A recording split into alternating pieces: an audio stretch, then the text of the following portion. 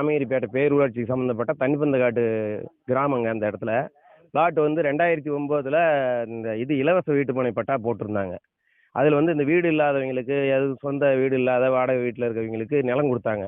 அது வந்து இப்போ தடை பிரச்சனை இருந்ததுனால இதுவரையிலும் நாங்கள் வந்து வீடு கட்டுறதுக்கு முடியல. எதுவும் பக்கத்து காட்டுக்காரங்க வந்து உள்ளாரே வர விடல.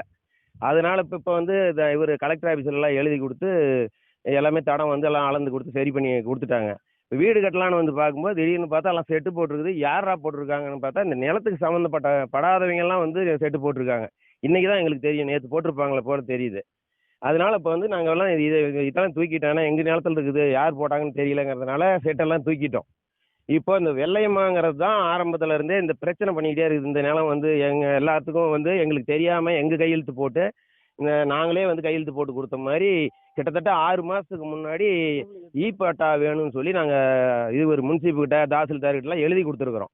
அவங்க வந்து சரி நாங்கள் கொடுக்குறோன்னு சொல்லியிருக்காங்க. அதுக்குள்ளார எங்களுக்கே தெரியாது, திடீர்னு வந்து எல்லாம் இது நாங்களே நிலம் வேண்டான்னு சொல்லி எழுதி கொடுத்த மாதிரி, வித்துட்ட மாதிரி எழுதி கொடுத்து எல்லாம் பண்ணியிருக்காங்க. எங்களுக்கு தெரியல, இன்னைக்கு தான் வந்து பார்த்துருக்குறோம். எங்களுக்கு வந்து இந்த ஒரு 50 பிளாட் வந்து பண்ணியிருக்காங்க. 129 பிளாட்ல 50 பிளாட் இந்த மாதிரி செஞ்சுருக்காங்க.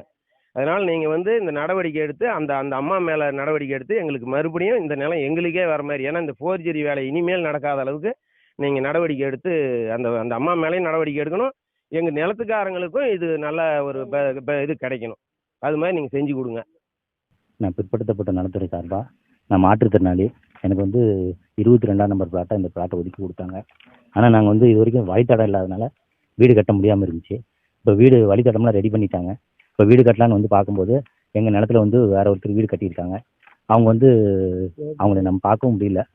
இப்போ இந்த வீடு வந்து ஆக்கிரமிப்பு வந்து கிளியர் பண்ணி நான் வீடு கட்டுறதுக்கு எனக்கு ஏற்பாடு பண்ணி கொடுக்குற மாதிரி கேட்டுக்கிறேன்.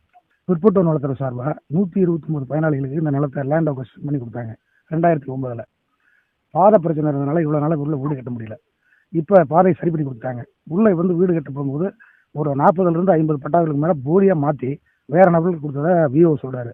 இது சம்மந்தமான விசாரணைக்கு கலெக்டர்கிட்ட எஸ்பிடி கொடுத்துருக்கோம்.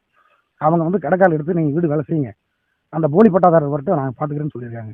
அதனால இன்னைக்கு வேலையை ஆரம்பிச்சிருக்காங்க.